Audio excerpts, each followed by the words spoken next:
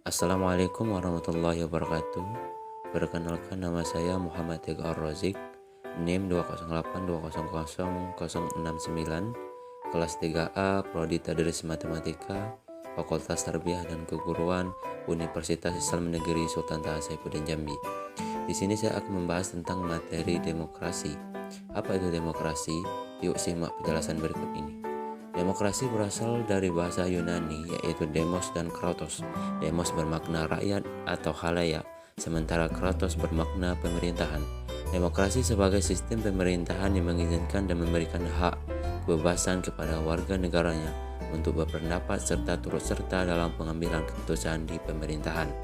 Nah, adapun demokrasi menurut beberapa ahli, pertama, Abraham Lincoln. Demokrasi menurut Abraham Lincoln adalah sebuah hal yang didasari oleh rakyat.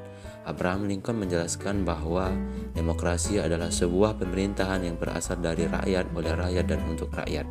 Menurut Aristoteles, prinsip demokrasi adalah kebebasan, karena hanya melalui kebebasanlah setiap warga negara bisa saling berbagi kekuasaan di dalam negaranya. Ciri-ciri demokrasi. Demokrasi dilakukan agar kebutuhan masyarakat umum dapat terpenuhi. Pengambilan kebijakan negara demokrasi tergantung pada keinginan dan aspirasi rakyat secara umum.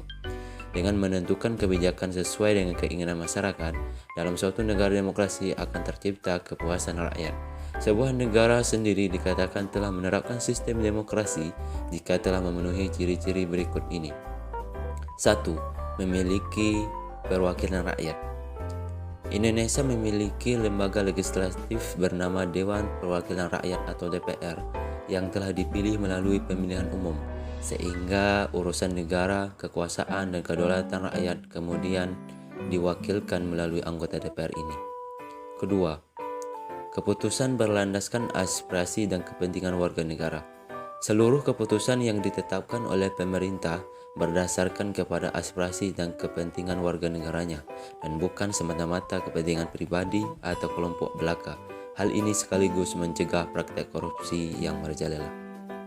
3. Menerapkan ciri konstitusional.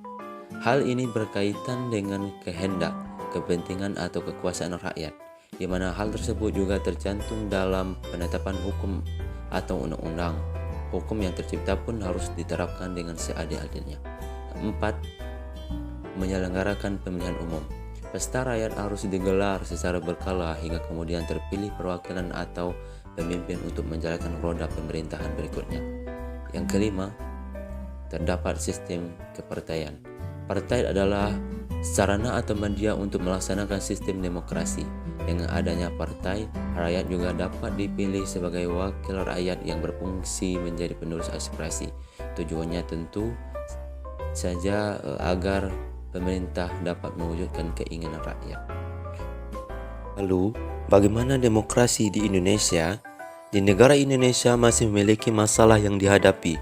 Namun jika tidak adanya ketegasan, masalah ini akan bertambah sulit dan efektivitas pemerintahan semakin berkurang.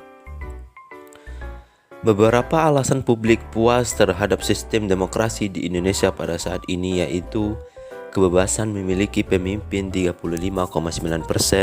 melahirkan pemimpin sesuai keinginan masyarakat 16,0%, sesuai hati nurani 8%, sistem demokrasi terlaksana aman 5,8%, dan perubahan yang lebih baik 5,3%. Adapun alasan publik ketidakpuasan terhadap sistem demokrasi di Indonesia saat ini yaitu kebijakan pemimpin hanya untuk golongan tertentu 30,6%, demokrasi berjalan belum sepenuhnya 16,1%, pelaksanaan demokrasi kurang sehat 15,2%, keadaan ekonomi yang belum berubah 9,8%, dan banyak korupsi 9,4%. Sistem demokrasi ini merupakan sistem terbaik karena sistem ini bebas mengeluarkan pendapat, bebas memilih pemimpin, dan sebagainya. Adapun rakyat yang belum sejahtera karena ketimpangan ekonomi tinggi dan banyak rakyat yang belum mendapatkan pekerjaan mengakibatkan banyaknya pengangguran. Ditambah lagi banyak pemimpin yang lupa dengan kewajibannya dan lebih memilih kepentingan sendiri dan serakah, akhirnya koruptor. Indonesia saat ini bisa dikatakan segala sesuatu bisa diukur dengan uang. Pemerintah yang tidak adil dan tegas membuat rakyat seenaknya sendiri. Contohnya pemilu. Memilih saja memakai uang, mana yang dinamakan lubar jual untuk pemilu. Rakyat jadi malas berdaulat dan tidak peduli adanya politik. Jadi, demokrasi di Indonesia sudah berjalan dengan baik. Adanya sistem pemilihan umum, namun secara mendalam demokrasi belum berhasil diterapkan secara penuh karena banyak pejabat tinggi lebih mengedepankan pendapat sendiri ketimbang rakyat. Jika kita menginginkan demokrasi yang baik, maka kita sebagai rakyat pilihlah pemimpin yang bisa memimpin negeri ini. Jangan sampai hak suara kita bisa dibeli dengan uang.